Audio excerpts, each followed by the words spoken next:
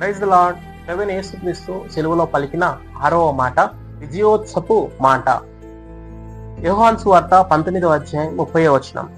యేసు ఆ చిరక పుచ్చుకొని సమాప్తమైందని చెప్పి తల వంచి ఆత్మను అప్పగించెను. ఏమి సమాప్తమైంది అంటే రోమిలికి రాసిన పత్రిక 10వ అధ్యాయం 4వ వచనం. విశ్వసించు ప్రతి వానికి నీతి కలుగుటకే క్రీస్తు ధర్మశాస్త్రమునకు సమాప్తి అయి ఉన్నాడు. ఎందుకని క్రీస్తు యేసు ప్రభు ధర్మశాస్త్రానికి సమాప్తి అయి ఉన్నాడు అంటే గలతీయులకు రాసిన పత్రిక 3వ అధ్యాయం 14వ వచనంలో క్రీస్తు మన కోసం శాపమై మనలను ధర్మశాస్త్రం యొక్క శాపము నుండి విమోచించెను. ప్రభువైన యేసుక్రీస్తు సిలువలో మరణించడం వల్ల ధర్మశాస్త్రాన్ని కొట్టివేశాడు.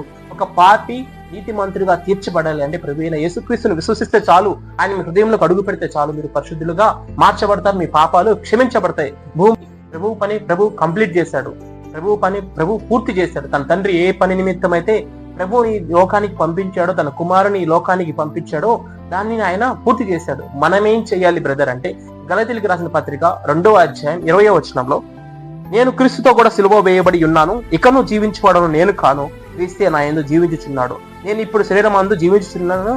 జీవితం నన్ను ప్రేమించి నా కొరకు తను అప్పగించుకున్న దేవుని కుమారుని యందలి విశ్వాసం వలన జీవించుచున్నాను. అవును, క్రీస్తు మన నిమిత్తం మరణించాడు, సమస్తాన్ని సంపూర్ణం చేశాడు. ఏ వ్యక్తి పాపములో మరణించడానికి వీల్లేదు. దేవునికి మనుషులకు మధ్యవర్తిగా ఆయన నిలబడి సిలువలో మరణించి దేవునికి మనకు మధ్యవర్తిగా ఉన్నాడు.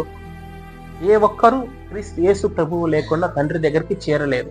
ప్రభువైన యేసుక్రీస్తు సిలువలో మరణించడం వలన మన పాపములను మన అతిక్రమలను కొట్టివేశాడు, సమస్తాన్ని సంపూర్తిగా పూర్తి చేశాడు. ఇక మనకి ఏ శిక్ష విధి లేదు. క్రీస్తు యేసునందున్న మనకి ఏ శిక్ష విధియు లేదు. ఇంత గొప్ప రక్షణను మనం నిర్లక్ష్యం చేసిన ఎడల మనం ఏ విధంగా తప్పించుకుందాం? ఒక్కసారి ఆలోచించండి. ప్రభు సంపూర్ణంగా తన పని పూర్తి చేశాడు. ఇక మనం చేయవలసిన పని ఏంటంటే మనం ఆయన కొరకు జీవించాలి, మనం ఆయన సాక్షులంగా జీవించాలి. రక్షణ లేకుండా నశించిపోతున్న ఆత్మల పట్ల భారం కలిగి సత్య సువార్తను ప్రకటించాలి. అట్టి కృప దేవుడు మీకు అనుగ్రహించాలని ప్రార్థిస్తున్నాను. Praise the Lord. My God bless you. Amen.